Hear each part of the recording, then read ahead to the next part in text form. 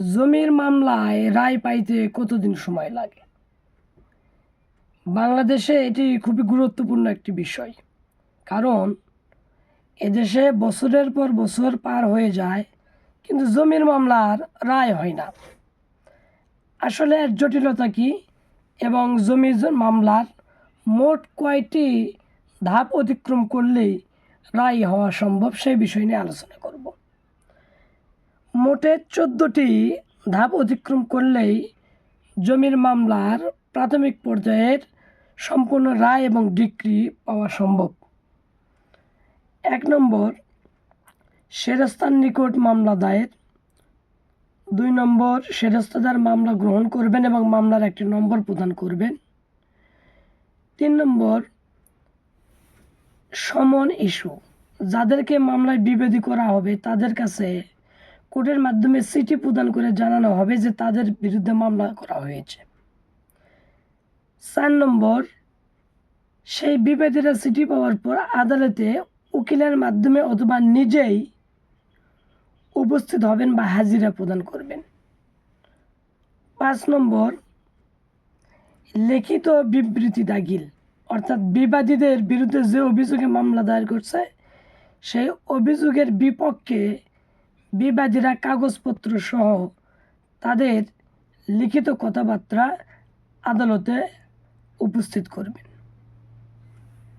6 নম্বর, mediation.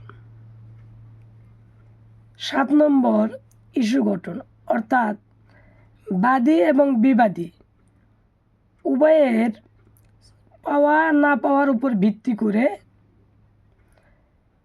Issue গঠন করবেন আদালত, যে কোন কোন ভিত্তির উপর এই মামলাটি চলতে পারে বা টিকতে পারে সেই বিষয় নির্ধারণ করবেন। 8 নম্বর, 30 ধারায় পদক্ষেপ, অর্থাৎ মামলায় আনুষঙ্গিক আর কোনো কার্যক্রম বাদ পড়ছে কি না, যদি বাদ পড়ে সেইগুলো মামলার সাথে অন্তর্ভুক্ত করা। 9 নম্বর, এসডি, অর্থাৎ চূড়ান্ত পর্যায়ে মামলাটা প্রস্তুতি হওয়ার পূর্ব যে মুহূর্ত সেই মুহূর্তকে বলা হয় এসডি। 10 নম্বর, চূড়ান্ত শুনানি, অর্থাৎ বাদী সাক্ষ্য প্রদান করবেন। অতঃপর বিবাদীর আইনজীবী বাদীকে জেরা করবেন।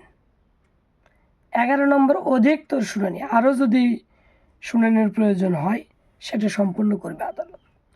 12 নম্বর, যুক্তি তর্ক, উভয় পক্ষের আইনজীবী আইন এবং তথ্য প্রমাণ দিয়ে যুক্তি প্রমাণ উপস্থাপন করবেন, যেটাকে আর্গুমেন্ট বা যুক্তিতর্ক বলে।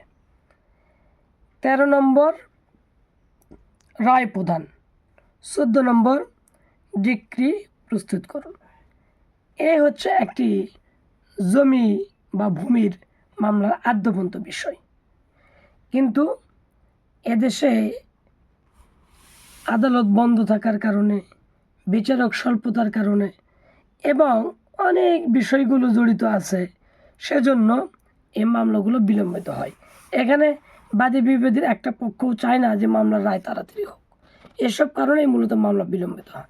তা না হলে একটি মামলা বিচারক উভয় পক্ষে এবং উভয় পক্ষে আইন যদি চায় 1 থেকে 1.5 বছরের মধ্যেই সম্পূর্ণ করা সম্ভব। এটা নিম্ন আদালতে। অতঃপর উচ্চ আদালতে আপিল করতে পারবে সংশ্লিষ্ট ব্যক্তি, অর্থাৎ যে পক্ষ হেরে যাবে। আবার হাইকোর্টে আপিল করতে পারবে যে পক্ষ হেরে যাবে।